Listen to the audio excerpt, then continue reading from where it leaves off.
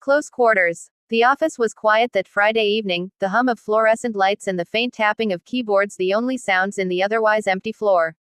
Britney was still at her desk, reviewing reports, her heels tucked under the chair and her hair falling carelessly over one shoulder. Zain appeared at the doorway, holding a coffee in one hand and a stack of files in the other. He paused when he saw her, a slow, knowing smile tugging at his lips. "Burning the midnight oil?" he asked, leaning casually against the doorframe, though the subtle proximity made her pulse quicken. "Deadlines," she said, without looking up, though she could feel his gaze tracing the curve of her neck, the line of her jaw, the way her fingers danced across the keyboard. He set the files on her desk, brushing her hand lightly in the process, just enough to make her shiver. "You know," he murmured, "we really shouldn't be doing this." She finally looked at him, tilting her head, the tiniest smirk teasing her lips. "And yet, here we are." The air between them thickened instantly, charged and undeniable. Zain's eyes lingered on hers, dark and intent, and Britney felt a rush of heat she couldn't, and didn't want to, ignore.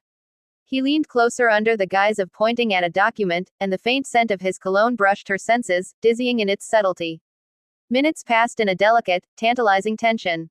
Hands brushed, papers fell, and they reached for the same folder more than once, each time feeling the electricity flare anew. Britney caught herself laughing at his sly jokes, her voice lower, more intimate, while Zain's smirk deepened at the effect he clearly had on her. "Tell me," he said softly, close enough that his breath whispered against her ear, "is it just me, or do we push every boundary in this office without ever crossing it?"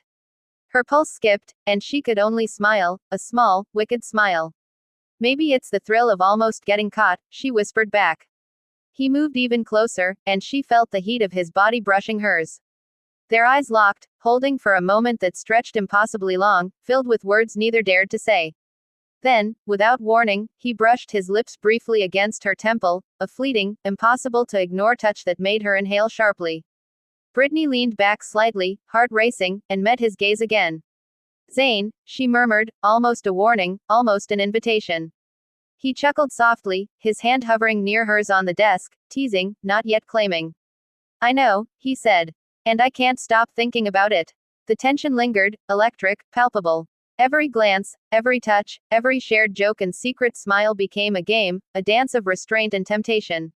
They both knew the line they weren't supposed to cross, and yet the thrill of being so close, of testing boundaries without breaking them, only made the attraction more intoxicating.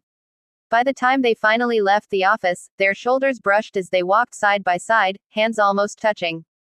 Neither spoke, but their eyes communicated everything, the desire, the teasing, the undeniable pull between them.